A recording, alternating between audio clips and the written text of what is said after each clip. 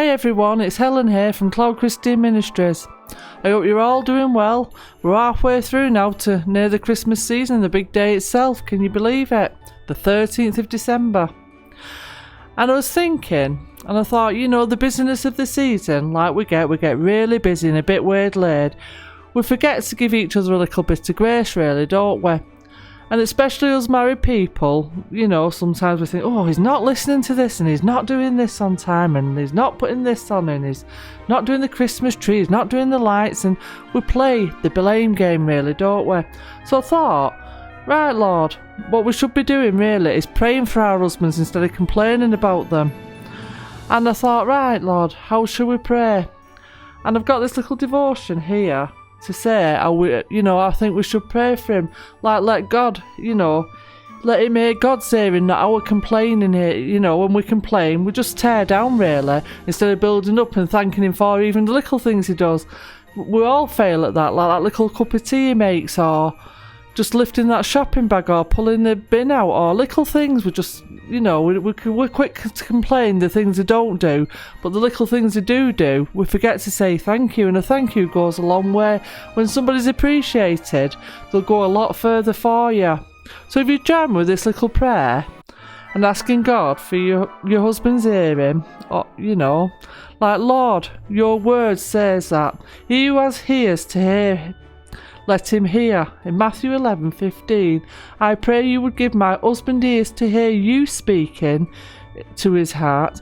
Help him to incline his ears towards you at all times. In Proverbs 22 verse 17, enable him to listen as you speak to him through your word and through the Holy Spirit impressing his heart and mind. Open his ears to not only hear you, but to hear me as well. Enable me to hear from you at all times and continually grow in wisdom and discernment. When I need to say something important to him, prepare his heart to receive it without pride, rejection, or disregard. For the fact that you have made us to be one, in Jesus' name I pray. Like we sometimes, like I said, we complain really, and we never ask God to season our words, because there is life and death in the tongue. And sometimes we're quick to say it off and we don't think how he's feeling. He may be feeling a little tired, but we just want everything now. We live in an instant world, like the instant mashed potato, what we get down. We think, oh well, as husbands should just be like that. But to have a proper meal, you have to prepare your potatoes, don't you? And there is a vast difference in a now and an instant and preparing the soil, and that's how we have to be with our husbands.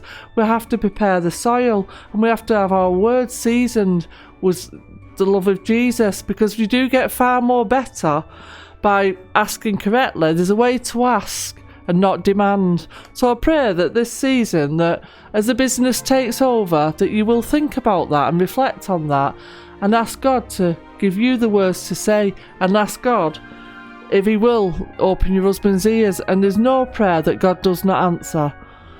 So as you go about your day, enjoy your day, just take a deep breath, relax and let go, and let God take over. Bye for now.